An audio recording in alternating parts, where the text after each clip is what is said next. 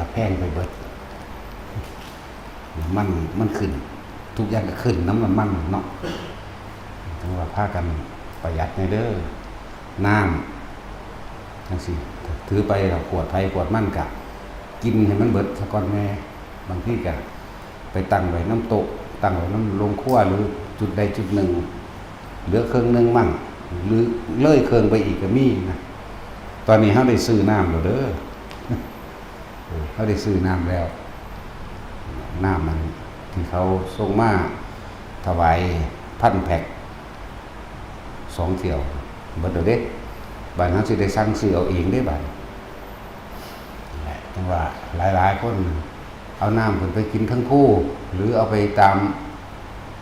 ที่เฮ็ดสวนนั่นแหละที่ปลูกต้นไม้นั่นแหละเอาไปทิ้งเป็นจุกเป็นกองไว้ครึ่งแพ็คมั่ง2-3 ขวดมั่งก็แล้วแต่ให้เฮารู้จักประหยัดแน่มันขวดละจักบาทละซุมื้อนี้มันบ่10 บาทหรอกบ่บาทนี่ ขวดละ7 บาทขวดละ10 บาทเลยเด้เฮากะคือกินให้มันคุ้มค่าซะเอาแต่ว่ามันเบิดพุ่นล่ะบ่แม่นเอาไปแก๊บคืนนึงแล้วตั้งลืมไปเลยแต่ว่าพระเป็นอาบัติเด้อถ้าฉันน้ำบ่เบิดหรอกไปตั้งไว้อันใดอันหนึ่งจังว่าล่ะยังอกุศลไม่เกิดในจิตเป็นปาจิตตีเด้อนั่นแหละฉันน้ำปั๊บเราตั้งไว้ไปเลยบ่เก็บของอย่าว่าล่ะคือบ่มีสตินั่นเองบ่มีสติบ่ระมัดระวังใจชื่อไว้เด้อ เวลาฉันน้ำก็ต้องนั่งฉันเอาเด้พระก็ดีน้ำอย่าปล่อยถิ่มเฉพาะต้องกินให้เบิดแล้วเอาขวดเป้ามันไปจังเอาไปเก็บอย่างว่าเราแหละให้ประหยัดเพราะว่าเฮาได้ซื้อน้ำแล้วซื้อคือยังเว้าให้ฟังน่ะเด้อวันต่อวันถ้ามันหมดแล้วบ่ไหวตัวใครตัวมัน อย่าลืมเด้อเว้าจริงๆเด้อบ่ได้เว้าเล่นเด้นี่บัดนี้เฮาบ่มีแนวซื้อหมายถึงเฮาบ่มีเงินเนาะอันนั้นก็บ่มีอันนี้ก็บ่มีพวกกรรมฐานคุณนั่งหรือสำอางทั้งหลายอยู่บ่ได้เนาะจริงๆนั่นแหละอยู่บ่ได้บ่เอาไปมาบ่มีหอดเงินจ่ายเน็ตพวกยากน้ำเน็ตก็อยู่บ่ได้คือกันว่าบ่มีเน็ตนะโอ้สั่งเลยตกปากอย่างนี้หานก็ได้อยู่บ่ได้เพราะว่ายังบ่มีเน็ตบ่เสถียรโอ้ยนั่นแหละเรื่องน้ำนะถือไปกินให้มันเบิดคักๆแหน่ให้มันคุ้มค่าแหน่คุ้มค่าทุกอย่างนั่นแหละเราเฮายางเลาะเบิ่งนี่ตั้งขมองขแม่อยู่ตามหน่อไม้ว่างเป็นจุดเป็นจุกอยู่นั่นคือเอาถิ่มอย่าว่าล่ะบางขวดก็กินจักน้อยลดลงไปจัก2 ข้อมือนี่ถิ่มเลยบ่ถูกต้องเด้อยางเบิ่งเบิดนั่นแหละทั่วปุ่นทั่วบีโอ้เป็นเพราะสมิงน่ะแสดงว่าบ่มีสติบ่มัธยัสถ์แม่นบ่ล่ะซั่นแหละเห็นอยู่พระก็คือกันพระก็จะเฮ็ดต้องฉันจนเบิดขวดแล้วก็เอาขวดเก็บเงียนไว้เด้อว่ามันถิ่มไปตัวที่เฮามาละนิสัยเก่าเด้นิสัยมักง่ายนิสัยของผู้ชินนิสัยผู้เฟื่อยนิสัยที่เห็นแก่ตัวจากบ่ล่ะเฮามาละเฮามาเห็นตัวเองเฮามาควบคุมตัวเองว่าเฮายังมีความเห็นแก่ตัวอยู่แบบนั้นแบบนี้จังซั่นแหละทุกคนนั่นแหละหลายอย่างได้ตุตะมันก็หาหยิบกาแฟที่ละกำนึงบางนั้นแน่กำนึงบางหันแน่ใส่ม่านยาใส่พวกนั้นพวกนี้เอาไปจะเอาไปยังหลายแท้อันแล้วระวังดีๆเด้อนี่ก็เลยอีพอไรเด้อสิบอกให้ ปรับตัวเองเด้ออีพอนี่โหดคืออย่างนึงเด้ให้โอกาสลอยเทื่อแล้วไล่เด้อบัดนี้ นั่นแหละทุกอย่างอยู่ในนี่มันก็หูเห็นเบิดนั่นแหละเพียงแต่ว่าบ่ทันได้นำมาเว้าซื่อๆเด้แล้วแต่จังหวะแล้วแต่ความเหมาะสมตอนนี้เฮาซื้อน้ำที่ละ50 แพ็คที่ละ100 แพ็คนั่นว่าล่ะ เอาไว้จุกตรงขั้วแน่เอามาไว้ให้พระแน่เนี่ยซื้อวันต่อวันเด้อเราพากันประหยัด พากันประหยัดแน่น้ำเฮามันหลายอย่างหรือว่าการก่อสร้างเฮาก็ยังลดลงนั่นบ่ล่ะบ่ได้สร้างใหม่บ่ได้สร้างอันนั้นอันนี้บ่ได้เอาละเฮ็ดลงทีละหน่อยลงประหยัดมันจะเพื่อความอยู่รอดน้ำกันเด้อย่าคิดว่าตาหลวงพ่อมีเงินเด้เงินมันอยู่ในอากาศเงินมันอยู่ในหูดังเด้ มันบ่แม่นว่าสิมีแล้วใช้รถเพิ่นบ่อึดดอกอันว่าเพิ่นบ่อึดดอกนั่นแหละวันต่อวันก็แล้วกันนามันตีแต่เงินผู้อื่นเด้อบ่แม่นเงินส่วนหลวงพ่อเด้ มันบ่เหมือนเดิมเด้อว่าเนี่ยจังว่าให้เฮาประหยัดเฮ็ดเอาอันใดก็ออกแห้งเฮ็ดเอาแน่นะบ่แม่นเที่ยวไปเที่ยวมาคือเก่ารถก็คือกันว่าน้ำมันแพงน้ำกินมันก็เบิดอยู่น่ะซื้อ100 แพ็คจังซี่เอาไว้ครัว50เอาไว้พระ50 2 มื้อเบิดบางทีก็เบิดมื้อเดียวเนาะนั่นแหละจังว่าบอกไว้บอกให้ทุกคนรับทราบไว้วันต่อวันถ้าหมดเมื่อไหร่ก็คือค่อยๆทยอยไปพวกเฮานี่สร้างโดยมือเปล่าอยู่แล้วเนาะพวกเฮาก็ยังสร้างโดยมือเปล่าเฮาก็ยังมาได้เท่าเดิมนี่เฮากลับขึ้นไปเป็นมือเปล่าอีกก็บ่ได้อีหยังบ่ได้ยากเดี๋ยวพวกนี้ก็หามาใหม่มาออมให้กินดอกเนาะอีบึงมันหามาใหม่จริงดอกอีบึงหามาใหม่หมุนนุดๆยิดๆทั้งนั้นทั้งนี้มันสั่นครับส่วนของหวานก็ไปหาขุดเอากอยขุดเอากอยเสือมาย่ำมาฝานมาตากมาล้างโอ้ยธรรมดาบ่สั่นแหละพวกเฮาอยู่ใดเด้ส่วนเฮากินหน่อยๆพร้อมเลยดีบ่ดีหาลังมื้อบ่กินได้นั่งแซ่อยู่น้ำหมู่ซื่อๆเด้อคือสันเข้าน้ำพระนี่อาจสิลุกออกไปเลยเขาก็สิเกรงใจเอาคือเป็นจังซั่นจังซี่หลงๆเหลงๆอาจารย์ไปแล้วนั่นว่าล่ะนั่นคือก็นั่งแซ่น้ำซื่อๆนี่ล่ะมันบ่กินมันบ่อยากเห็นบ่จังซั่นแล้วก็อาหารของเฮาเอาเฉพาะที่เจ้าของอิ่มก็พอแล้วเย็นมันก็เพื่อไว้ให้พวกสร้างเขานำแน่ตอนกลางเว้นส่วนมากนั่นคือบ่ทันได้ฮอดพุ่นเก็บเอากลางทางล่ะถุงก็จะพากันเอามาใส่ถอจงไว้ให้สร้างนำแน่เฮาได้ซื้อเพิ่มเด้เฮาบ่มีอาหารให้สร้างเข้าใจว่าล่ะบางอย่างเฮาก็ไปซื้อเพิ่มเด้นึกว่ามาลดความเห็นแก่ตัวนะการเฮ็ดนำคนหมู่มากกับผู้นี้ประหยัดสมมุติว่าผู้นี้ประหยัดลงมาบาทหนึ่งทุกคนก็เป็นหลายเองนั่นแหละเนาะอันนี้เตือนไว้เกี่ยวกับน้ำอย่าทิ้งหาเก็บแน่พวกมุ่งพระขึ้นทั้งผู้ก็คือกันหาเก็บขยะเด้ขวดน้ำอย่าทิ้งอย่าสะไปเก็บให้มันเป็นระเบียบเรียบร้อยบางขวดก็ย่างเครื่องนึงเกิดกายเครื่องก็มีบางหม่องก็ตั้ง 3-4 ขวดเป็นจุกคือมันเป็นแพ็คนั่นน่ะแยกว่าเราใส่ไป 2-3 ขวดอยู่จุ่มเดียวกัน2 ขวด 3 ขวดอันละเครื่องอันละกายเครื่องอันละเหลือลดเครื่องมากก็มีสิอันนั้นเป็นอาบัตินะเรื่องสั้นเฮ้าบ่รู้จักคำว่าสมถะหรือมัชฌิมายังเฮ็ดให้เฮาเพิ่นไปในทางยังอกุศลให้เกิดในจิตมันอกุศลเกิดในจิตจังได๋เพราะมันคิดออกไปทางใหม่พุ่นคือมันบ่จออยู่ในปัจจุบันเข้าใจบ่ล่ะคือมันบ่จอในขอปัจจุบันของมันเห็นมั้ยปัจจุบันนี่น้ำนี่หรือทำความสะอาดนี่เฮาต้องกินให้เบิดได้นี่อันนี้กินไปแต่ความคิดไปทางใหม่ตั้งทิ้งไปโดยที่ลืมเผลอเลิศจังซี่นะนั่นแหละเพิ่นเอิ้นว่าอกุศลเกิดในจิตเป็นสั่นเห็นดูเข้าดูเขามันบ่ได้เป็นแค่นั้นเด้มันเป็นทุกกฎมันเป็นทุรใจมันเป็นอย่างหนักเข้าไปเลยเด้เนาะคือแรกอ่อนแก้ได้อยู่ดอกก็นี่คือความระมัดระวังให้พากันเก็บขยะเก็บหลายๆอย่างบ่นั่นสะไปเลยเด้ถ้าพระบ่เป็นระเบียบเรียบร้อยบ่มีวินัยไผสิมีวะแม่นบ่ครับ เริ่มต้นตรงนี้เด้ถ้าพระบ่มีระเบียบวินัยบ่มีศีลธรรมไผสิมีถ้าพระบ่เสียสละไผสิเสียสละแบบนี้มันบ่ล่ะเริ่มต้นจากพวกเฮาแตะก่อนหลายอย่างก็เลยกรรมอันบ่สมควรอันหนึงคือเฮาปล่อยปละละเลยในเรื่องความบ่มัธยัสถ์ความใส่ของบ่คุ้มค่าความประมาทความเผลอเล้ออาจจะว่าล่ะปล่อยให้สติคิดไปถึงอกุศลปล่อยให้ความคิดไปออกนอกบ่ได้ระวังคือพาเฮาเวลาสันเขาอย่าให้ผ่าตกเด้อนะเป็นหยังคือบ่ให้ผ่าตก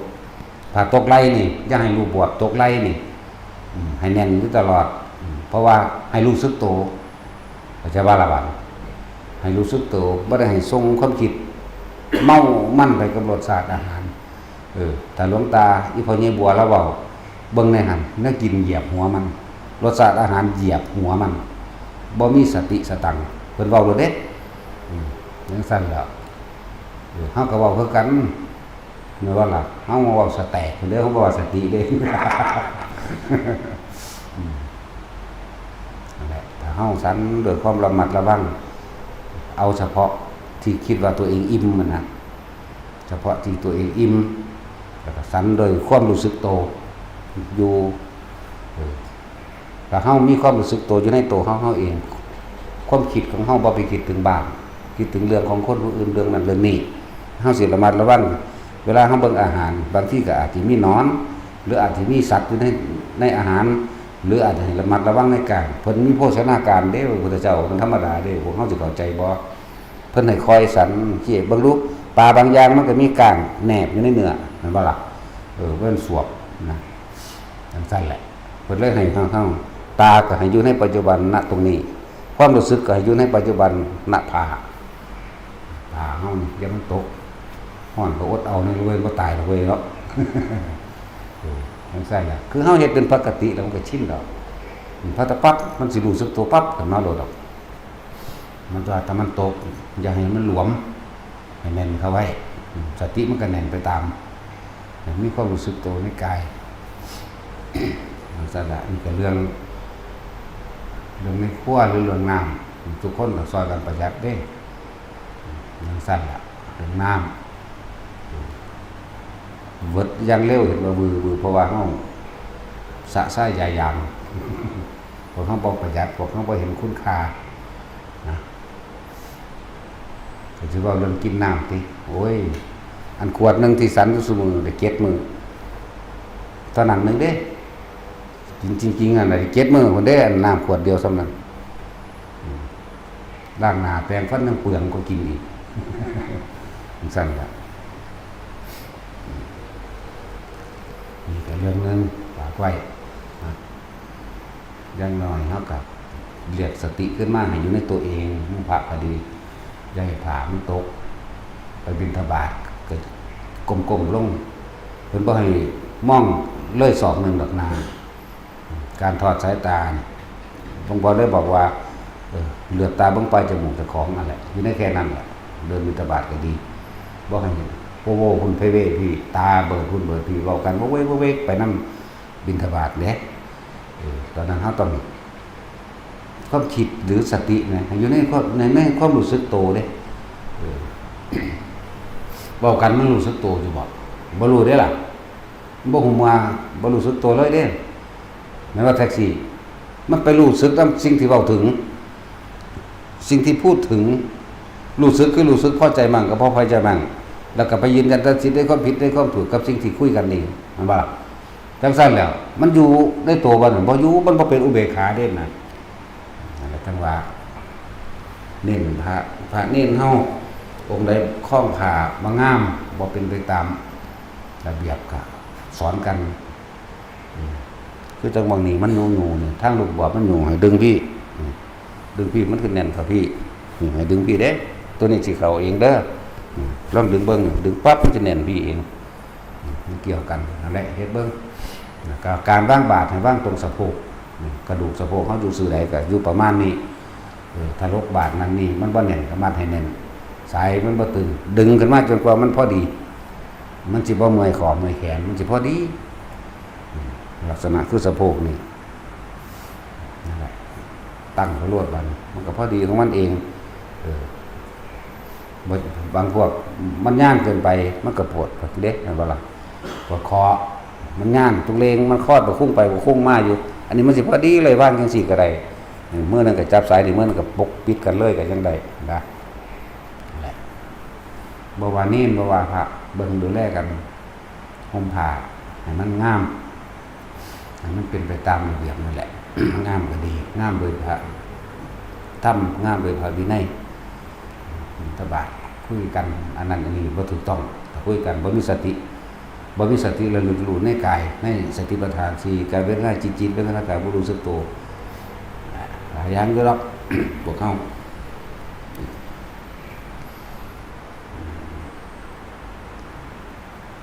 ว่าเรื่องน้ำก็ฝากไว้เวลาก็เก็บพวกบางที่พวกแม่ครัวเขาเก่งเขาขยันอยู่ได้เขาเอียงข้างข้าวดังวีเขาอีปุ่งมันเขาอีชิงวิ่งมันบางมือเขาก็แลนรถหาเก็บขวดเป่าเก็บนั่นนี่บางที่กับบ่แม่นเป่าได้น้ำยังครึ่งนึงก็มีแต่ว่าสิให้ไผรับผิดชอบเนาะตัวเองก็บ่รับผิดชอบตัวเองได้นะเวลาถือก็ถือไปกินมันเบิดอย่าลืมสั่นนี่แหละอันนี้ก็เอิ้นว่ากรรมอันบ่สมควรอันนึงเหมือนกันเนาะอย่างอกุศลให้เกิดในจิตมีหลายอย่างที่พระพุทธเจ้าเพิ่นนำเรื่องของเพิ่นเองกรรมมันบ่สมควรแม้กระทั่งแค่ว่าดีใจนำเขาไป10เบ็ดเนาะเขาไปตกเบ็ดได้ปลาแค่ดีใจนำเขาซื่อๆบ่ได้เฮ็ดหยังนะพวกลูกชาวประมงเขาได้ปลามาตัวนึงเขาก็หุ่มเบิ่งแค่ถามมันหยังสูมันหยังสูปลานี่ซิยิ้มนำเขาซื่อๆมั้ยก็ยังได้รับศาสตร์สุดท้ายนี่ก็ยังได้รับกรรมอันบ่สมควรที่เจ้าของไปโมทนาหรือโมทนาบาปโมทนาบาปมุติตาบาปแต่ว่าล่ะเลยเกิดกลายเป็นโรคปวดหัวเป็นประจำซ้ำแน่นั่นนี่เพิ่นก็ยังได้รับแม่เพิ่นเด้พระพุทธเจ้าเพิ่นเด้นี่เนาะหลายอย่างสินำมาเว้าให้ฟังแม้กระทั่งกรรมบ่สมควรอันหนึ่งของพระเจ้าพิมพิสารเป็นยังคือถือกรีดที่ฝ่าเท้าเอาแม่นว่าล่ะลูกเพิ่นนี่ละคุณแล้วเอาพออยู่ได้เพราะว่าการทรงชาติจะเดินชาติการเดินจงกรมเนาะจงกรมจะทรงชาติเข้าก็บ่ให้กินนั่นก็บ่ให้กินหลายอย่างแม่ผู้แม่ผู้เมียเพิ่นนั่นน่ะที่แรกให้ใส่รองเท้าไปกะซ่อนเสื่องอาหารเข้าไปหาแน่เอาไปมาจับได้เรื่อยๆจนว่าแม้กระทั่งว่าเอาผมนั่นแซ่ไว้ในเข่าสารอาหารดูดกินน้ำผมก็จับได้อีกนั่นนี่ก็เอาไปมาห้ามเยี่ยมไปเลยเพิ่นอยู่ได้นั่นเพราะว่าเพิ่นทรงชาติได้นั่น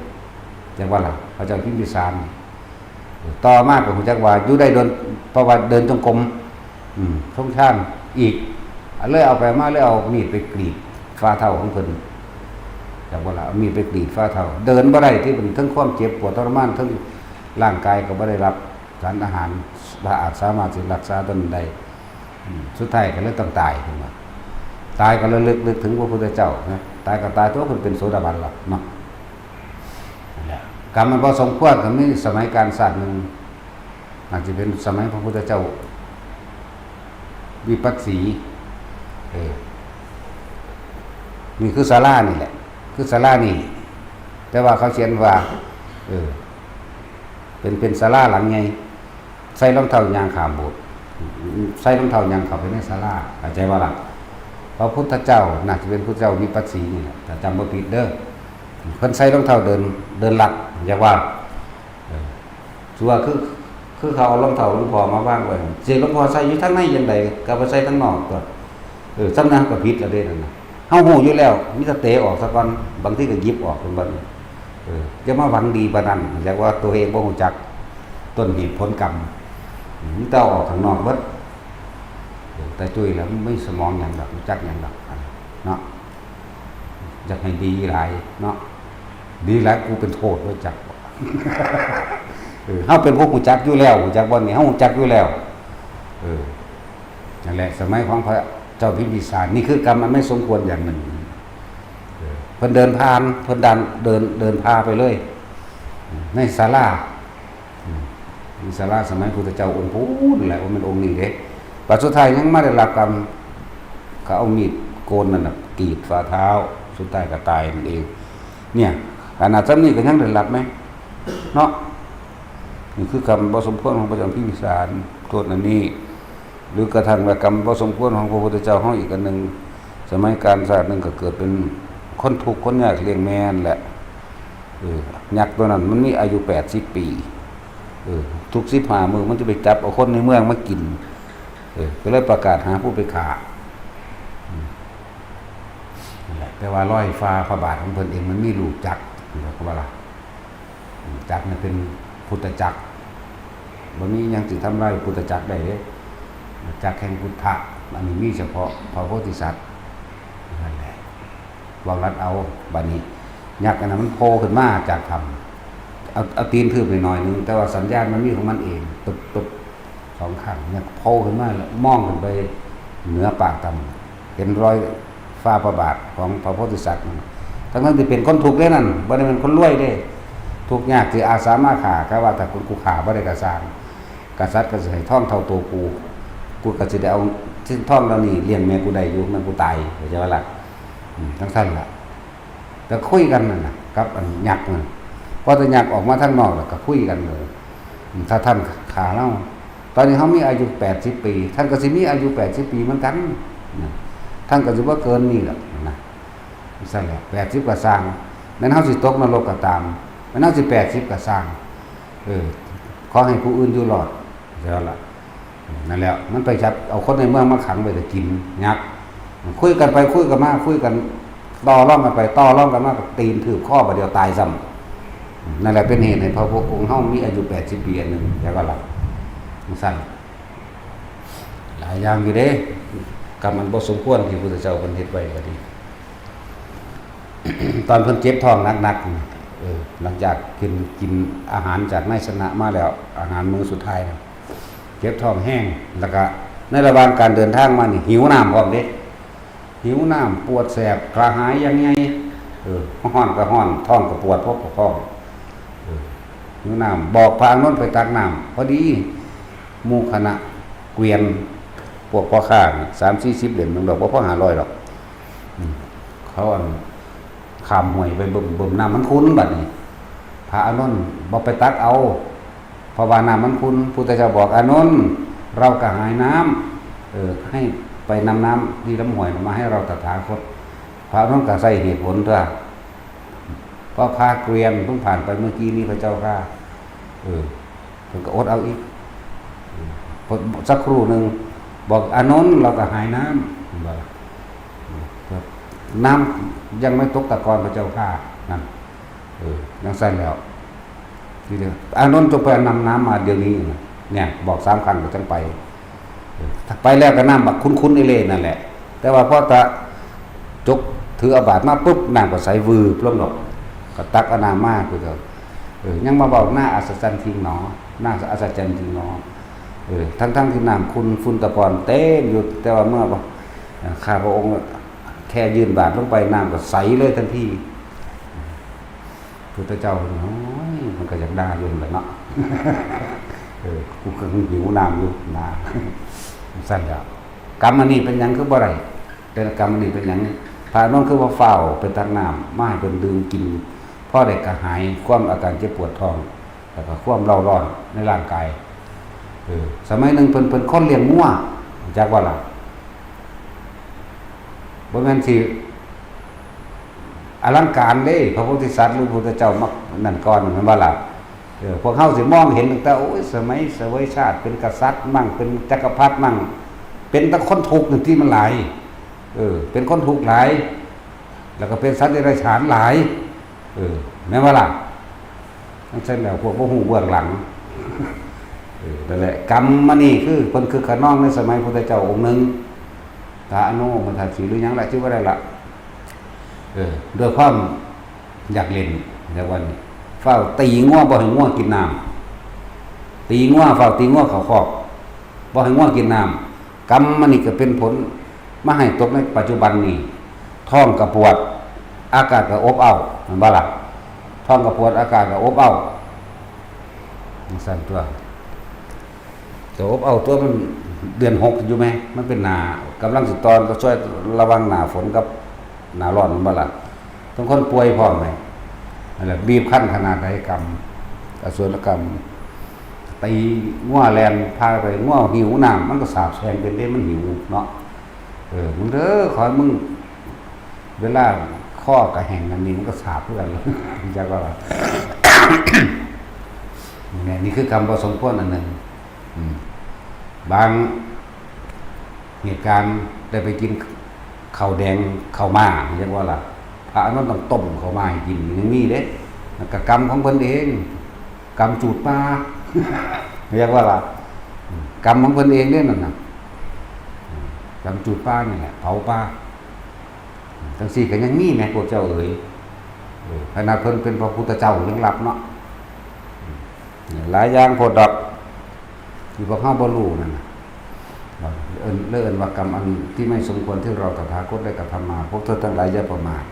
ในกรรมแม้เพียงเล็กน้อยไม่ว่าจะเป็นกุศลกรรมและอกุศลหรือกุศลกรรมคำว่าเล็กน้อยไม่มีนะ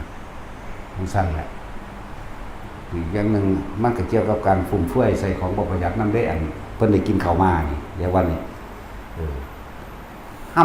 ำข้าวมาก็เลยตะกี้เขาตำข้าวที่มันเป็นห้ำปลายข้าวปนกับลำสำหรับไปให้มานั่นแหละ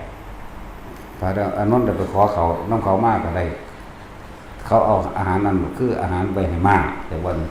เขาเอาอันนั้นเราใส่บาตรแล้วพระอานนท์มาต้มที่หนึ่งสั้นหลายอันหลายแบบเด้อ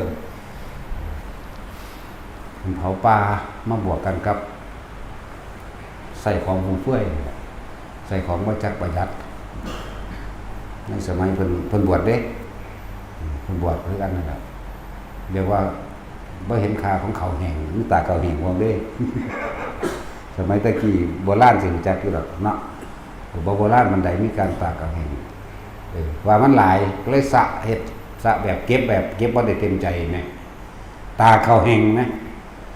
ตะกี้เฮาไปเน้นเฮาก็ตากคือกันด้วยตาเขาแห้งก็กินข้าวแห้งอย่างว่าน้ำแรงแต่สิกินว่าเจ้าพวกข้าวแห้งแล้วกูหนึ่งแม่ไว้ข้าวเปียกเนาะหนึ่งเลย6 ทุ่มก้อยเล็กสุกเล็กหลายอย่างอยู่เลยเห็นแนวพวกเฮาบ่ฮู้นะถ้าบ่นำออกมาเว้าเพราะเฮาบ่ได้ศึกษามาเองอันนี้มันคนศึกษามาตลอดอ่านมาตลอดคอยวิจัยคอยประมวลภาพเหตุการณ์ตามความเป็นจริงมากมันสั้นแหละแต่ว่าบ่อยากให้พวกเฮาประมาทหลายคนดอก หลายอย่างที่เพิ่นก็ต้องได้รับแม้กระทั่งการถูกผ่าที่หลังเท้าผ่าแบบบ่ได้ใส่ยาชานะสมัยตะกี้มันมีระบบ2000กว่ามีตัวแมงสิบ่มีของผลิตออกจากฟินแต่บ่ล่ะน้ำฟินคักๆนี่แล้วยาชาในสมัยตะกี้แม้มันสิบ่มีหลอดจังซี่ก็ช่างก็ใช้วิธีท่าเอาตัวบ่ล่ะจังซั่นแหละนั่นแหละเพราะว่ายังสมัยนึงเพิ่นเกิดเป็นกุมารกำลังคึกขนองกุมารก็คือเด็กวัยรุ่นแหละถ้ากุมารเด็กวัยรุ่นบาง16 ปีแต่ว่าก็เกิดเป็นลูกกษัตริย์กำลังชี้มาบ่แม่นชี้มาชี้สร้างสนุกสนานนั่นนี่อยู่แล้วก็พากันลงมาเล่นลูกข่างหรือว่าลูกขว้างเขาสิใส่ผ้าเป็นพับนี่แล้วก้อนหินใส่ตรงกลางก็จับทั้งนี้หมุนเวลาขว้างไปสิปล่อยผ้าอีกอันนึงด้วยความคือน้องนั่นก็ไปเห็นพระประเจกใส่หลังตีนพระประเจกสักที่เดี๋ยวตีนมันก็เจ็บกับบวมอยู่ตัวมันก็อย่างนึงเหมือนกันอันนึงก็คือตอนก็เป็นกษัตริย์อีกนี่เวลาเป็นคนใหญ่คนโตมีแต่ประมาทเห็นคนหุ่มทำความเคารพพระประเจกอีกนี่ก็2พระเจกเลยมันมาบวกกันเข้าหุ่มอยู่ทั้งอิจฉาพระประเจกที่คนอีหยังเสื้อผ้าหมายถึงสุดเพิ่นใส่บ่ได้เป็นเนื้อเดียวสีเดียวคือพวกเฮาเด้อพระประเจก ของเฮานี่มันงามเต็มรูปแบบแล้ว แต่ว่าพระเจกมันยิบพุ่นยิบพี่ตาพุ่นตาพี่ใช่ป่ะล่ะคือผ่ายังกระสังที่หามาได้นี่ยิบตาบตัวมนวมตำยามเลยและก็หลากหลายสีพร้อมใช่ป่ะบ่แม่นสีเดียวคือเฮาเด้ของเฮาเนี่ยว่าแก้มขนุนสีย้อมฝาดเป็นว่าล่ะอันเดียวเป็นอันเดียวกันเนาะอันเฮาจักตาบพุ่นตาบพี่ฮู้จักตาบบ่ได้นี่บางใดบางขาก็ยิบยุ่มใส่เลยจังซี่นะเป็นตะหนักคืออย่างนี้ได้ผ่าเพิ่นโอ้บอกว่าเห็นบ่เห็นกูสิเว้าบ่เนาะเพิ่นยังกูสิบ่เห็นบ่ได้แต่งตัวงามๆคือเฮาบ่ได้แต่งแบบสมบูรณ์แบบนี้นั่นแหละบัดนี้ไปอิจฉาพระเจกว่าแต่ความเป็นกษัตริย์บ่ทำความเคารพคือจังให้ฮอดพระเจกมาทำความเคารพเจ้าของดูใสสร้างขี้สร้างไงใสสร้างคือเอาตีนทกๆๆนั่นแหละไปนี่คือไปไล่พระเจกนั่นแหละเพิ่นก็นี้มันก็หอนี้นั่นดอกบ่ให้มันเหยียบหรอกนั่นแหละเป็นยังเทวทัตจึงปล่อยสร้างนาราคิลิงไล่ส้นเพิ่นก็เพราะว่ากรรมตัวนี้เพิ่นชี้สร้างไล่พระเจกเพราะว่าพระเจกบ่มาเคารพเพิ่นว่าซั่นเพิ่นบอกเหมือนกับเทวทัตบ่เคารพเพิ่นนั่นแหละกับประชาศัตรูร่วมหัวกันเนาะนั่นแหละอีกอันนึงเป็นยังก้อนหินจังกระเด็นลงมาสู่หลังเท้าของพระองค์เองแล้วเป็นอย่างเพิ่นคือปล่อยให้เทวทัตกลิ้งก้อนหินลงมาได้ฮู้อยู่บ่หมายถึงพระพุทธเจ้าฮู้บ่ว่าสิเป็นเหตุการณ์นี้เป็นฮู้รู้เต็มร้อยรู้เลยก็นั่นไปอีกรู้จนว่าต้องเทวทัตสิบรรลุเป็นพระเจกอันนึงบุละแต่ว่าตอนนี้เทวทัตเป็นมิจฉาทิฏฐิเต็มทั้งมิจฉาทิฏฐิทั้งอนันตริยกรรมนั่นว่าล่ะทั้งเป็นอนันตริยกรรมทั้งมิจฉาทิฏฐิบวกกันคูณ10ยกกำลัง10พวกนี้สั้น2ยกกำลังx วันเป็น10มันบ่แท้สิกูคือรู้จักกูบ่ได้เรียนได้กูเดาเอามันนี่ซั่นแหละนั่นแหละเพิ่นฮู้ว่าแต่ว่าเป็นหยังคือย่อมไปเบิ่งความเมตตากรุณาของเพิ่นนี่เป็นหยังคือย่อมไปให้เขาไปกิ้งหินใส่เพิ่นฮู้แล้วถ้าวันนี้เทวทัตบ่ได้ระบายความแค้นเทวทัตสิหัวอกแตกตายเองกระอักเลือดตายเองโดยที่บ่ได้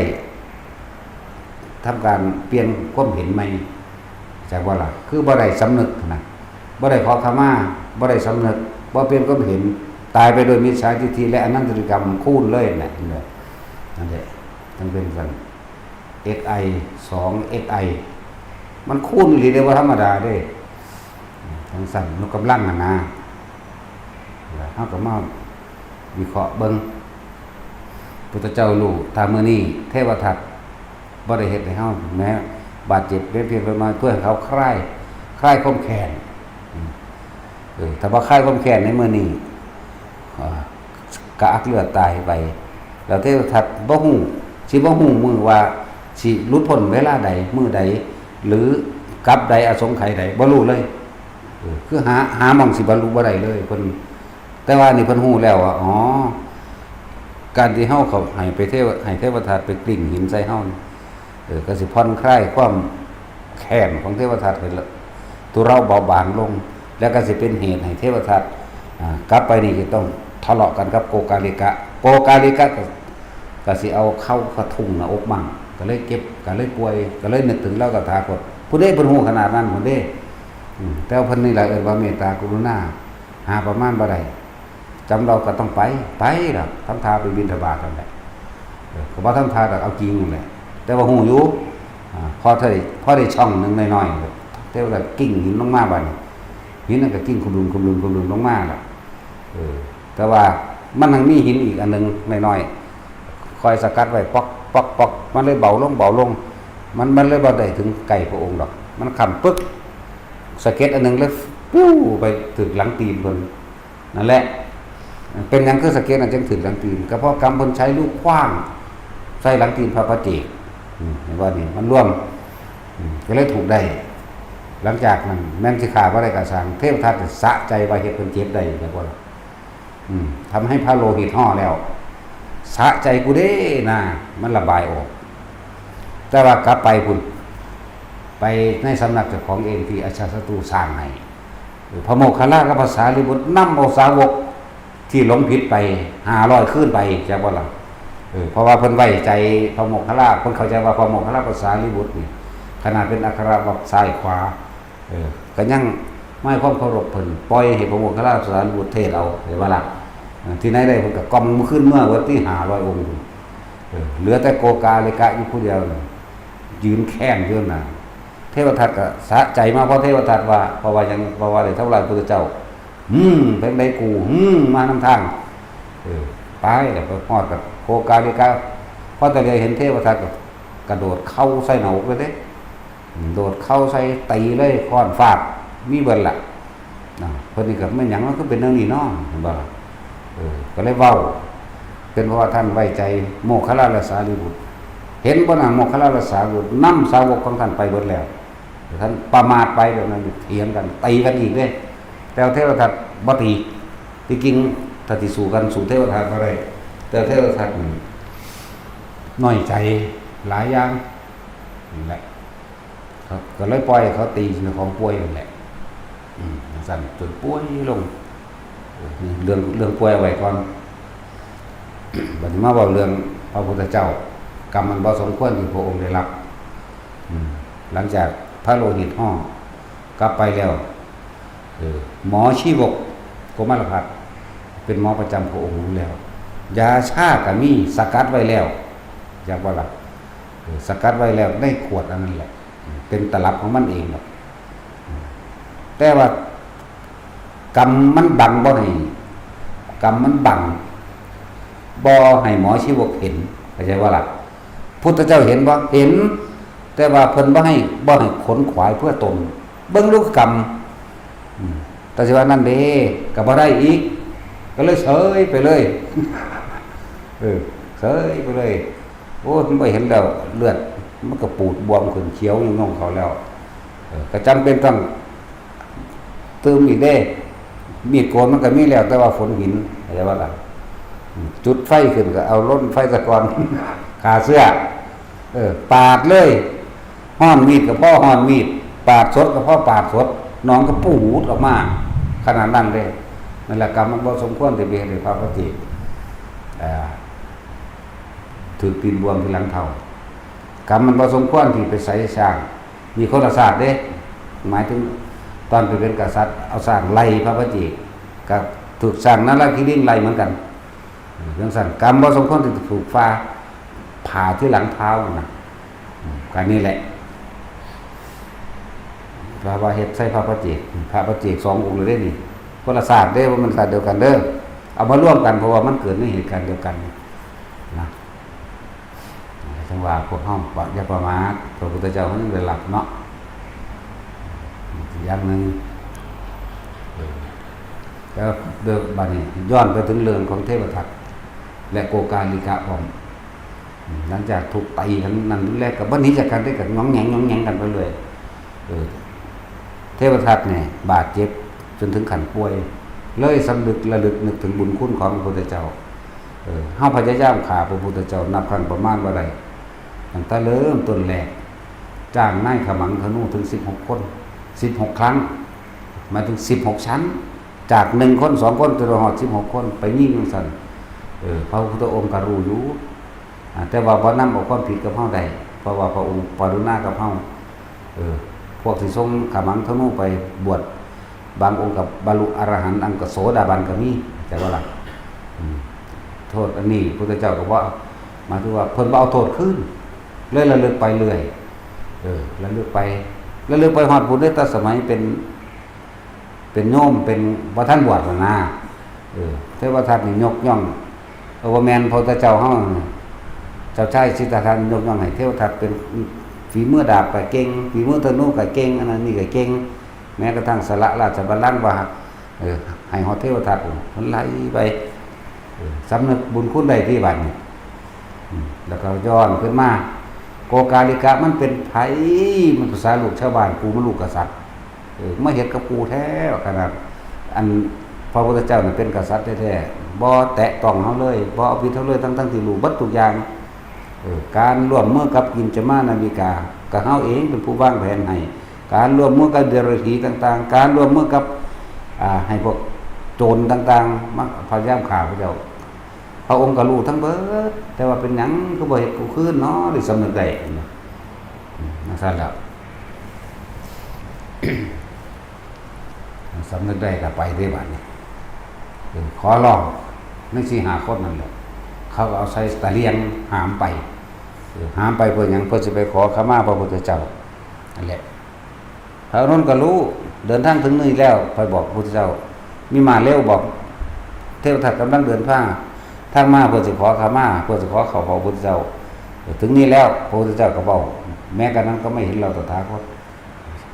ขนาดเหลืออยู่ประมาณ1 กิโลก่อนที่เข้าหน้าวัดเชตวันนะแม้กระนั้นก็ไม่เห็นเราตถาคตขนาดนั้นเด้เพราะว่าเพิ่นรู้อยู่แล้วว่าคนผู้นี้สำนึกได้แล้วคำสำนึกได้แล้วคำว่าถ้าคิดผิดก็คิดใหม่เสียกลับใจเสียอาจจะว่าแค่นี้หนึ่งได้ว่าหาถ้าไปตรงๆก็ได้แต่ผู้ใดสำนึกได้จะว่าล่ะนี่เอาตัวอย่างของเทพทัตกับพระพุทธเจ้าถ้าคิดผิดก็คิดใหม่ได้สำนึกเสียกลับใจเสียด้วยความจริงต้องออกจากความรู้สึกจริงๆเลยคนสำนึกได้จะว่าล่ะทั้งสั้นแล้วนั่นแหละเลยบ่ไกลจากนามันมีสระน้ำอยู่อันหนึ่งที่สิเขาไปวัดเชตวันนั่นแหละเพื่อสิเขาไปขอมาเดียวอกุศลกรรมเฮ็ดให้ฮ้อนอบเอาฮ้อนเบิดทั้งในโตฮ้อนในดูฮ้อนในเนื้อหนังบ่ได้หมู่ภิกษุสิว่าหามเขาเมื่อยเขาแลลงอาบน้ำเนาะทั้งนี้ก็สิอาบคือกันบัดนี้มันฮ้อนเพียงแค่ว่ายื่นเท้าลงสู่ธรณีเท่านั้นเองธรณีบ่อาจสามารถรองรับคนเลวได้แหวกลงไปเพิ่นหลุดลุ่ยลงไปสู่มหาเวทีนรกถูกแผ่นดินสูบนั่นแหละอย่างสัตว์นี่คือเรื่องเทวทัตแต่ว่าเทวทัตนั่นน่ะพระพุทธเจ้าสรุปให้แล้วว่าหลังจากนี้ไปน่านับอสงไขยเทวทัตสิได้บรรลุเป็นพระปัจเจกพุทธเจ้าองค์หนึ่งชื่อว่าอติกะปัจเจกพุทธเจ้าเพราะอติกะแปลว่ากระดูกจักว่าล่ะคนจอยคนมีแต่หนังหุ้มกระดูกแต่ว่ากับบรรลุพระปัจเจกอยู่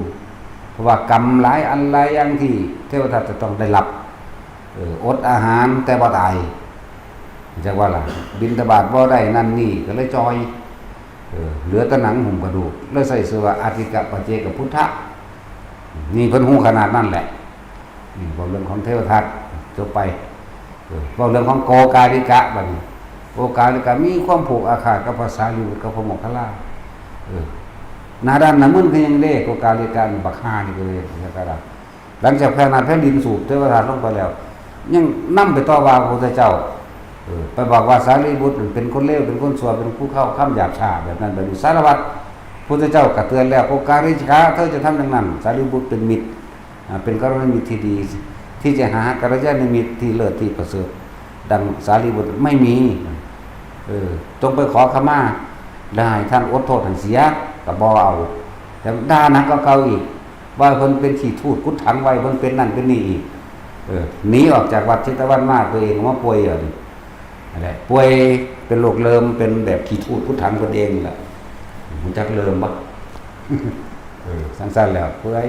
บัดนี้ก็เกิดกลายเป็นฝีที่แรกก็น้อยสำเร็จก็โพดเต็มต้นเต็มโตแล้วก็ใหญ่ขึ้นจนถึงว่าผลมะตูมมันก็สิใหญ่โพดมะตูมเลยเนาะเอามะตูมน้อยซะมะตูมตั้งได้7 มื้อนั่นเด้ล่ะมันก็ค่อยแตกตายซ้ำเนี่ยก็จังซึ้งแล้วบ่แม่นว่าไปลงหยังล่ะลงโลวะนรกพุ่นนี่นรกที่เท่าร้อนไปลงตัวนี้แหละลงโลวะนรกแล้วเป็นจังซั่นเป็นหยังคือว่าลงอย่างหนัก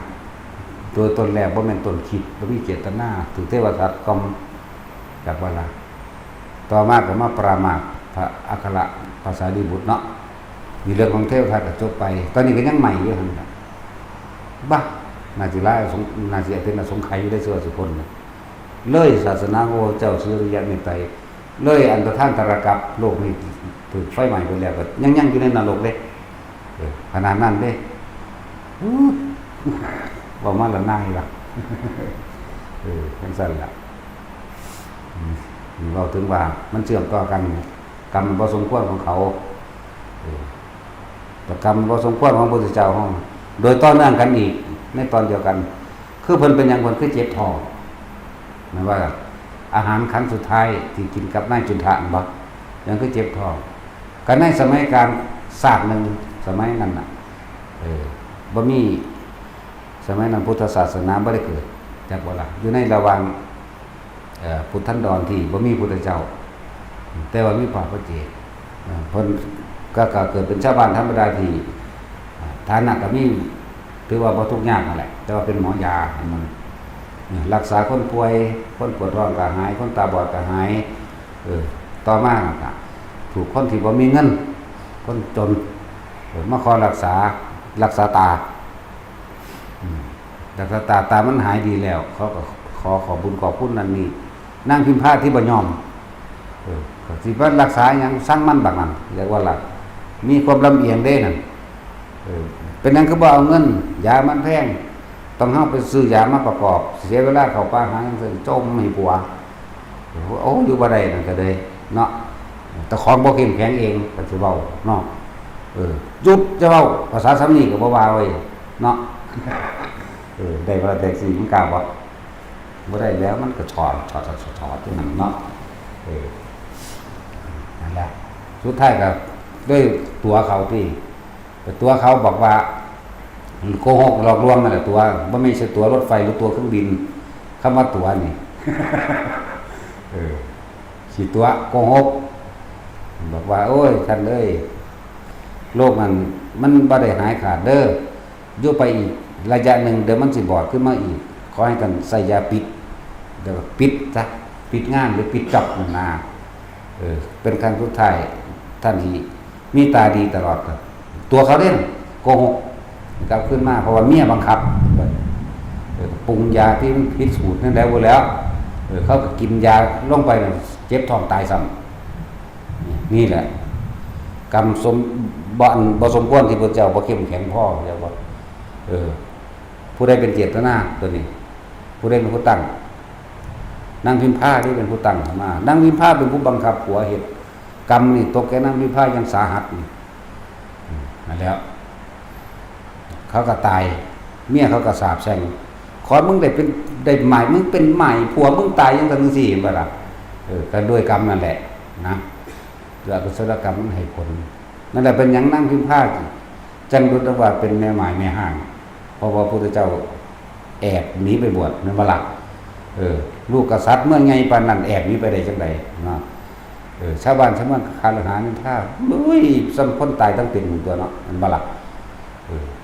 สำคนตายทั้งเป็นเด้แล้วนั่นแหละเป็นกรรมนีที่พระพุทธเจ้าชายสิทธาได้หนีออกบวชกลางคืนนั่นแหละนี่เป็นเพราะนั่งมีพระเลยอยู่แบบตายทั้งเป็นเหมือนกันอยู่ถึง7 8 9 ปีตัวรอคนจะกลับขึ้นมาเนาะน่าจะ9 ปีมันเด้บ่แม่นออกบวช6 ปีบรรลุแล้วกลับขึ้นมาบอกกันเด้โปรดเอาพระเจ้าพิมพิสารโปรดเอาเมืองนั้นนี้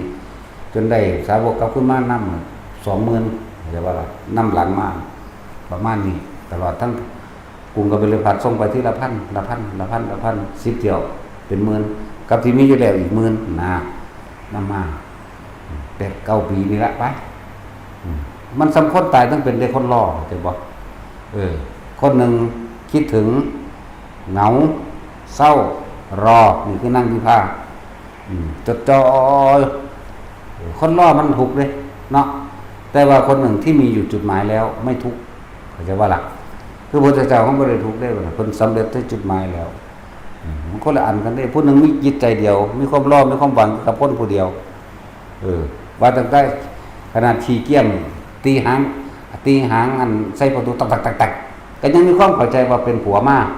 เฝ้าแล่นไปเปิดเบิ่งเห็นว่าล่ะก็บ้างเฝ้าหงอยไปอีกยิงเขาเสียงเวกวากเอกอากันอันอยู่ไกลๆพุ่น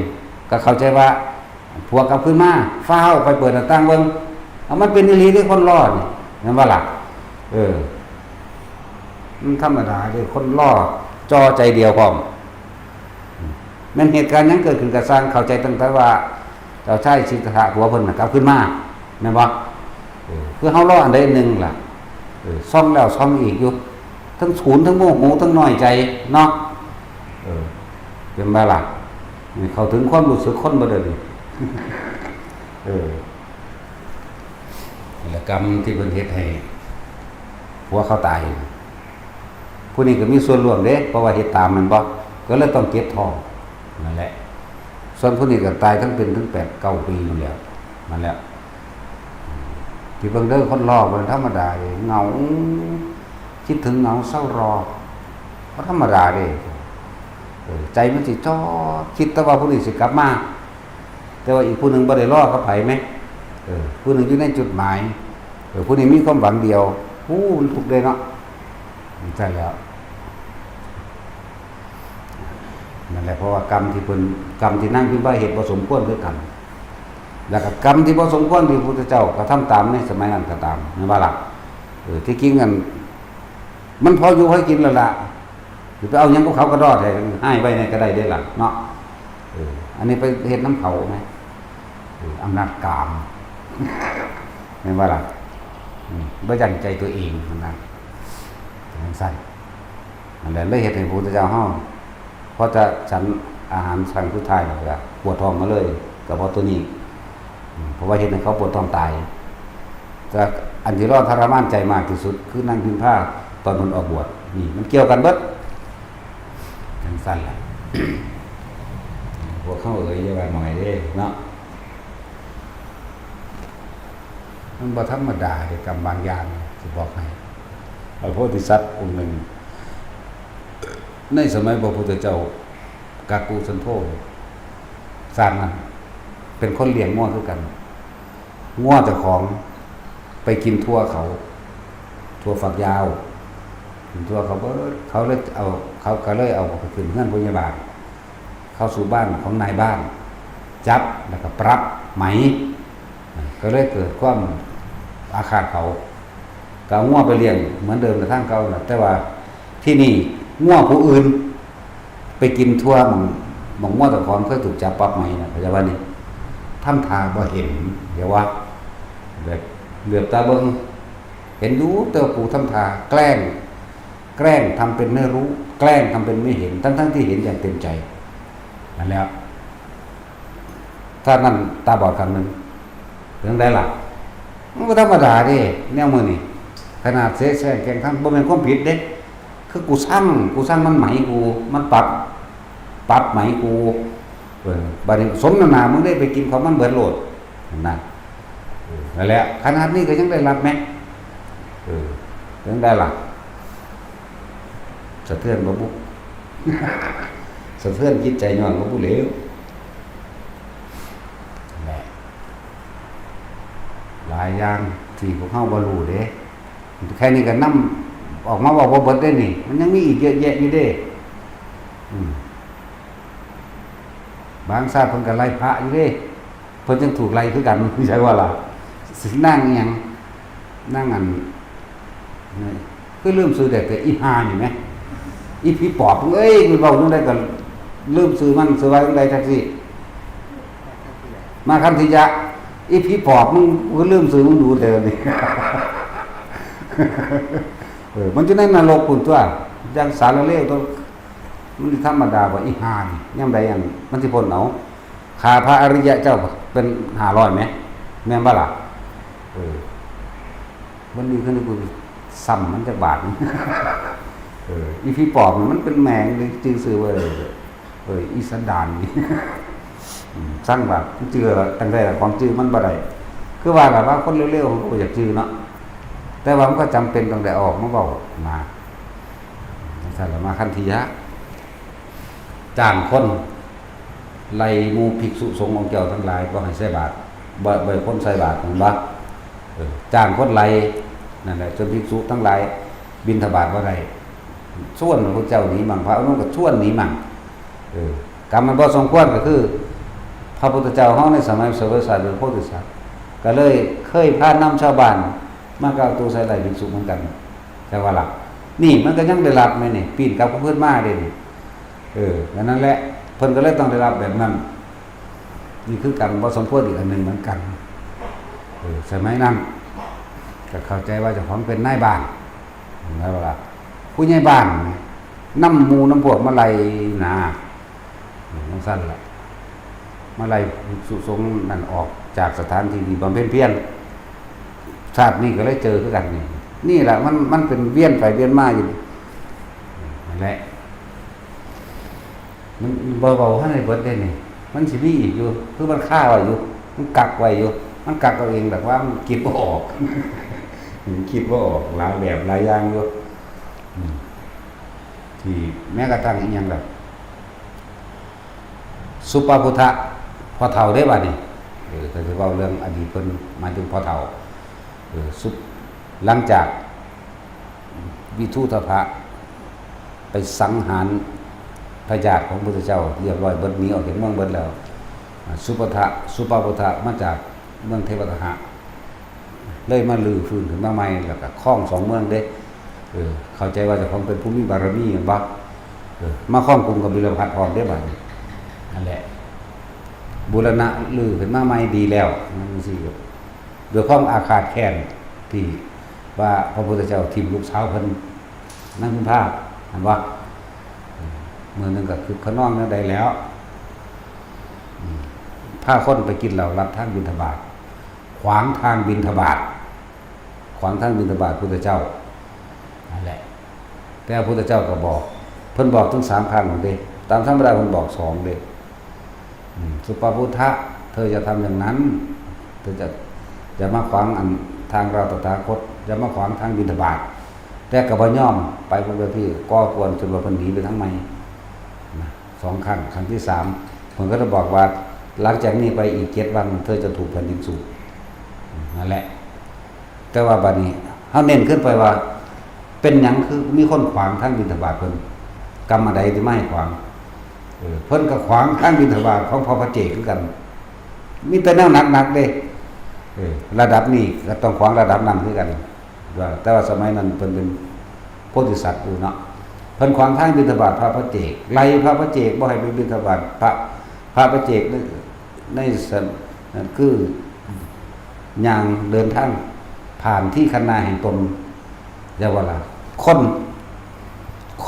ก็ไปทำบุญกับพาหน้าเพิ่นพาก็บ่เหยียบต้นเขาดอกก็ว่ามันง่วมันควายมันหมาเพราะสิบ่จักหยังแม่เนาะนั่นแหละพาเขาขามหน้าไปเขาเกิดหยังน้ำคัดหน้าเพิ่นดอกท่านนี่บ่พอใจเอาน้ำไปปกไปปิดทางใบมั่งไล่พระเจ้ามั่งพระเจ้าบ่หนีจุดไฟเผาอย่างว่านี่จุดไฟเผากุฏินั่นนะนั่นแหละทุกสิ่งทุกอย่างที่เพิ่นได้รับกับเพิ่นเฮ็ดเองเบิดเลยเพิ่นนั่นคือทั้งถูกขวางทางบิณฑบาตนั่นล่ะเรื่องสั้นนั่นแล้วมันเกี่ยวเนื่องมาจังซั่นแหละขวางทางคนไปทำบุญพร้อมขวางทางบิณฑบาตพร้อมไล่พระเจ้าพร้อมเพิ่นบ่หนีเลยจูดไฟไล่แต่ว่ากลับใจได้เด้กลับใจก็สร้างเจ้าเฮ็ดสำเร็จแล้วกรรมนั้นเพียงแต่ว่ามันบ่หนักสำนึกในใจเลยก็เลยขอขมาก็ได้ไปขอต่อหน้าเด้ขอด้วยความนึกเอาสำนึกด้วยจิตด้วยใจจริงๆนั่นแหละสมัยนั้นสมัยนี้เพิ่นก็เลยถูกสุปาพุทธะมาขวางทางบิณฑบาตเหมือนกันแล้วเบาเรื่องกรรมมันบ่สมควรที่เรื่องของตนเองนั่นแหละในหนังสือก็มีเป็นบางเรื่องบ่มีเป็นบางเรื่องเด้อมันสั้นแหละมันบางอย่างออกมาในที่ต่างๆอาจจะเป็นบันทึกของพระองค์ใดองค์หนึ่งที่เคยติดตามพระองค์เนาะก็แม่นว่าสิไปจดได้เบิดเสมอผู้ใดไปเคยอยู่นำจังได๋ก็จดประสบการณ์เคยอยู่นำจังซั่นเหมือนบันทึกจารึกประจำเมืองประจำบ้านหรือประจำของไผของมันนั่นแหละมันบ่ล่ะสั้นแหละนี่คือกรรมมันว่าสมควรคือว่าพุทธกาลฮอดมื้อที่7ก็แผ่นดินสูบล่ะย่างไปได้เรื่องนี้ก็เลยเนาะแต่เฮาเน้นเอาแบบกรรมอันที่ไม่สมควรที่พระศาสดาของเฮาขณะว่าเพิ่นตรัสรู้เป็นพระพุทธเจ้าแล้วก็ยังหลับนะจังซั่นเราก็รับตัวบรรลุแล้วนะเนาะ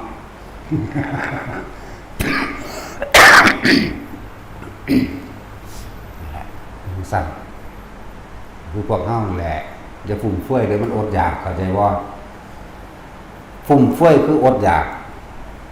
บ่รู้สึกตัวได้ว่าตัวของจะได้รับกรรมหยังฟุ่มเฟือยเผลอเล้อบ่มีสตินะต่อไปก็คือตัวเองสิอดอยากเจ้าฟุ่มเฟือยน้ำสิอดอยากน้ำเจ้าใส่ของอีหยังที่ฟุ่มเฟือยเจ้าสิบ่มีสิ่งนั้นจักบ่ล่ะเป็นจริงนะสิบอกให้เด้อจึงบอกว่าเน้นย้ำหรืออย่างหนึ่งพวกเจ้าเห็นแก่ตัวบ่ท่านได้ฮอดอยู่ขนมนมเนยจกกับก้อนหมูบ่ท่านได้กินน้ำกันอยู่พวกเจ้าก็จะเป็นคนที่เสื่อมลาภแม้นว่ามีคนเอาหยังมาถวายพวกเจ้าก็สร้างเขาจะเอาดักเอาทางก่อนแม้นบ่มีคนดักคนที่เอามาให้กันล่มเฮ็ดให้ของนั้นเสียหายอยู่บอกให้คืนเบิด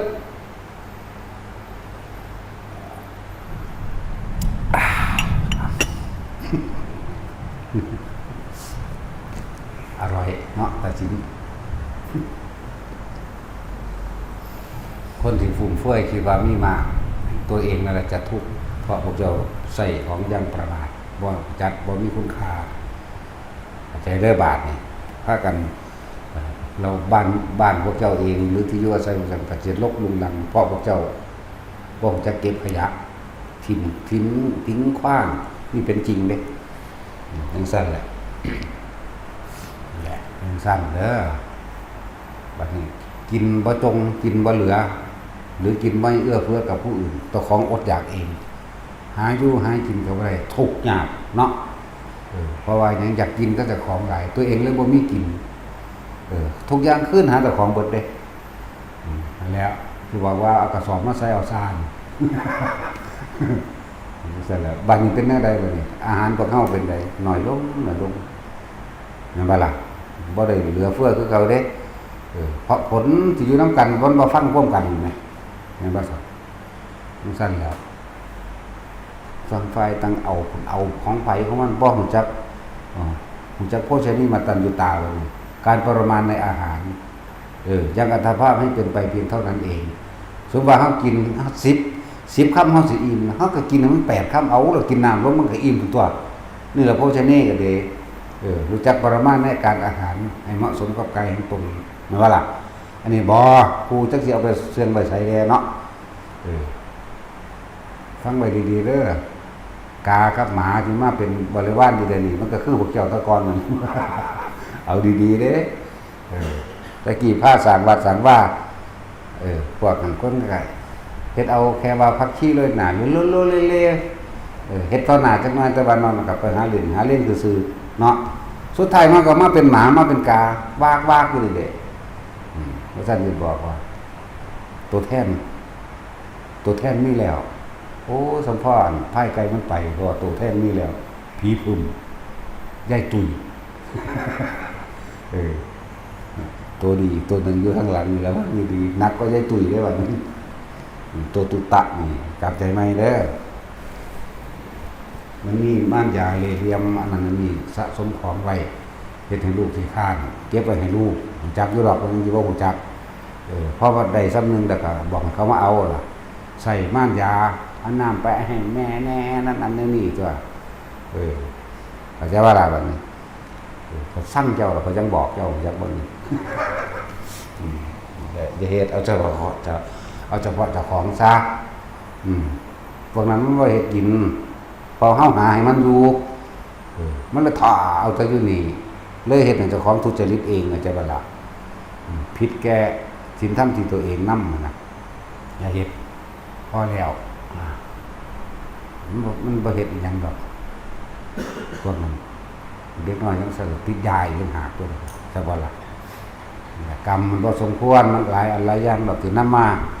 เราเป็นคติตัวอย่างให้พวกเฮาไปคิดเอาบ่ให้ฟังเด้บ่ได้บอกให้เชื่อเชื่อหรือว่าเชื่อก็สร้าง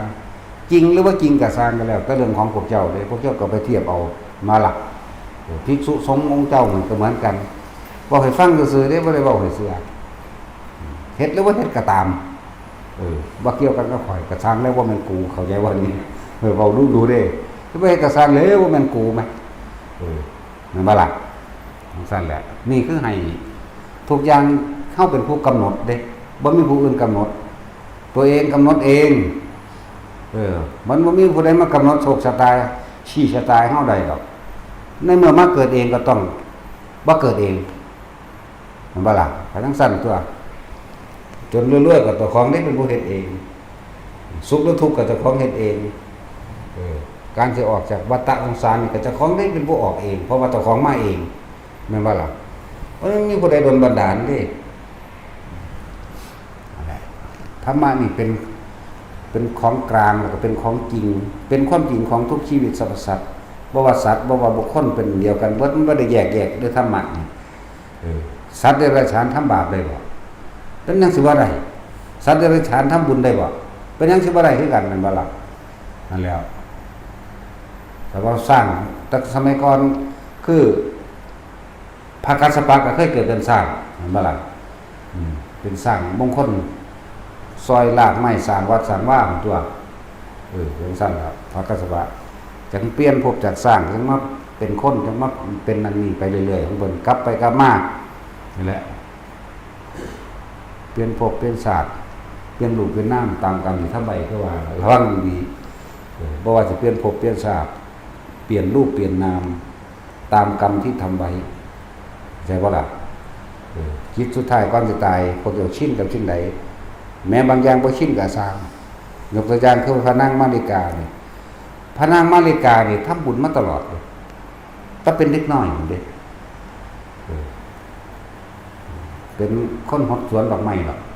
เอาดอกไม้ทรงพระราชามั่งเอาไปขายมั่งนั่นนี่มั่งหลายอย่างเป็นคนที่เข้าใจธรรมะมาแต่น้อยแล้วก็เป็นคนที่ได้ฟังธรรมพระพุทธเจ้ามาตลอดแล้วจนกษัตริย์ไปลบมาก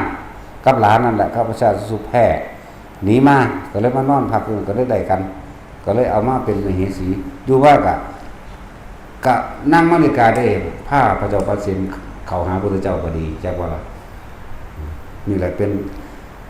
ที่พระพุทธเจ้าว่าเป็นผู้เลิศเป็นอุบาสิกาที่ช่างฉลาดอีกผู้หนึ่งนั่นแหละเดี๋ยวเฮ็ดดีมาตลอดทิสถานกัสนาใดเพราะว่านั่งมาริกาเป็นผู้ใส่ปัญญานะเพราะฉะนั้นพระราชาแพ้เด่นแต่ว่ามีนั่งมาริกาท่านก็เอาสร้างตกมั่นตัวหนึ่งหรือสร้างใหม่พอดีองค์คุลิมานบวชใหม่ครับแต่สื่อขององค์คุลิมานสื่อดีสัตว์ไล่กันหมอบให้เบิดเดย์เสือสิไล่กาดเพิ่งได้กระสร้างแต่ว่าองค์คุลิมานมาแล้วหมอบโลดย่านโลดนะสร้างก็ตามพยศเพียงได้ก็ตามยุดโลดนั่นแหละก็เลยเอาสร้างไปยืนไปทั้งหลังองค์คุลิมานสร้างตัวมันขาดสร้างตัวเดียวเลยชนะได้แต่การกระทำความดีมีหลายอย่างแต่ว่ามีอยู่ผิดพลาดอยู่อย่างเดียวทำสมมติว่าเพิ่นทำบุญมานี่บุญกุศลของเพิ่นเป็นพันอย่างเป็นอกุศลอย่างเดียวเพิ่นแอบเอากันกับหมาไม่ใช่ว่าล่ะก็คือว่าราคาสารมีเนี่ยหลายมันสิวันถึงรอบเนาะสิวันมันสิหมุนรอบก็เจ้าของกับเก่าน้ำแน่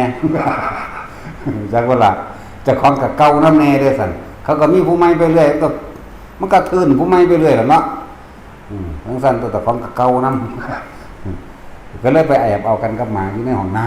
ำแต่ว่าเมื่อนั้นก็ถึงรอบเจ้าของเด้บัดนี้ถึงรอบเจ้าของถ้าหรือก็อารมณ์ดีไปยืนเบิ่งว่าเมียกูจะอาบน้ำเมื่อใดนอนนะพอดีก็โกงลงให้หมาเอาดีโอ้ยยิงชั่วสาบหยาบเลวซามต่ำช้าก็ว่าด่ากันนะยิงถอยยังคนด่าไปเบิดนั่นแหละยังไปเอากับสุนัขอย่างนั้นนี่เพิ่นก็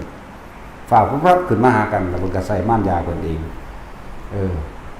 เพราะห้องน้ำนั่นเป็นห้องน้ำมันเป็นนี่ม่านยาตัวท่านถ้าไม่เชื่อท่านก็ลงไปดูสิก็ได้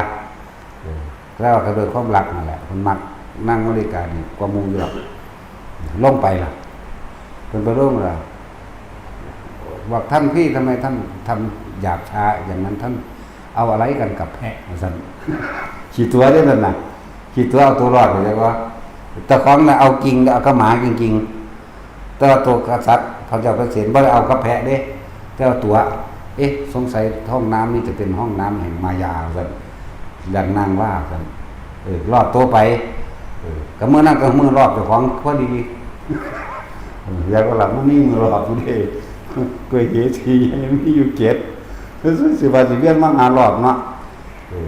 ทั้งนั้นแหละแต่ว่าแล้วก็ป่วยตายก่อนที่สิตายนี่แล้วไปนึกถึงตอนโกหกพระราชาว่ากูตัวรู้จักว่ากูตัวกว่ากูว่าเพิ่นเอากับแพะแล้วกูก็ทำจริงกับหมาพอดีใจขาดจากวันตายลงตรงนรกเลยนั่นแต่ว่ามัน7 มื้อจากว่าท่านพระเจ้าไพเสนทำบุญให้7 มื้อเด้มีพระพุทธเจ้าเป็นประธานตลอดทุกมื้อใน7 มื้อนี่แต่ก็พระสงฆ์สาวกอีก4 มื้อหมดเลยว่าธรรมดาเด้แต่พวกน้องๆทั้งหลายก็พากันถวายอุทิศอาหารนั่นแหละถวายอาหารแล้วก็อุทิศจังซั่นจังซี่ให้นางมาริกาอุทิศได้ก็ได้แล้วมาท่านเป็นฐานะอันสมควรสิรับได้เนาะตกนรกอีกตั้ง7 มื้อพระเจ้าพระเสด็จถามพระพุทธเจ้ามื้อใดก็ว่าตอนนี้นางมาริการ้ายหรือดีผีหรือคนสุขหรือทุกข์เป็นอย่างไรพระเจ้าค่ะบอกปานพระพุทธเจ้าเพิ่นก็เฮ็ดให้ลืมแต่ว่าไปมื้อใดก็ถามบ่ได้ไปมื้อใดก็ถามบ่ได้จนมื้อที่7พุ่นที่บ่ต้องถามเลยหลังจากเพิ่นสันเนี่ยเรียบร้อยแล้วเทน้ำล้างมือให้เช็ดหมอนใส่มือให้แล้วโอ้นางเป็นผู้มากด้วยบุญบารมีมารายการนั้นอยู่ที่ดุสิตว่าซั่นเห็นว่าล่ะบ่ได้ถามเด้เพิ่นบอกเองถ้าลองบอกแต่มื้อแรกเบิ่งดูโอ้ยตกนรกตัวนี่ตายแล้วกูเลิกเลยกูบ่ทำบุญนำเลยแม่นบ่แม่นว่าล่ะบ่โอ้มารายการตลอดชีวิตของเราทำตะบุญมาตลอดผ้าเฮ็ดบุญศีลกินทานนั่นนี่ร่วมกันเบิดร่วมฮอดกับนางวิสาขาร่วมกันเบิดฮอดนางอุตราร่วมกันเด้เขาจะมีบุญสัมพันธ์มาร่วมกันเฮ็ดนำกันขยายไปกันติดต่อคนนั้นติดต่อคนนี้อุปถมอุปถากบัวถากโอ้ยสารพัดแต่ว่าบาดตายว่าตกนรกน่ะพอดีกูก็บ่เฮ็ดบุญแม่ก็เห็นมาดีปานนี้ยังว่ามีกูตกนรกอยู่เนาะบ่เฮ็ดอีหลีนั่นแหละเช้าเลิกหนีพุ่นล่ะไล่เลยก็บ่ฮู้ล่ะเนาะบ่ธรรมดาเด้ถ้ากษัตริย์ได้ศรัทธาได้หนึ่งแล้วประชาชนทั้งเมืองก็ทำตามถ้ากษัตริย์บ่ศรัทธาเหมือนกันนั่นแล้วจังซั่นล่ะสุดท้ายก็นางมาริกาก็อยู่ดุสิตพุ่นล่ะบ่ทันพ่อมือหรอกพ่อมือว่าแต่สิมึงว่าอายุของดุสิตจักปีเฮาพอแล้ว400 ปีมนุษย์เท่ากับ1 วันเห็นบ่จักมื้อละนี่ตอนนี้ 2,000 เท่าใด1,500 กว่าเนาะตอนนี้400 ปีมนุษย์เท่ากับ1 วันเพิ่นอยู่จักมื้อละนี่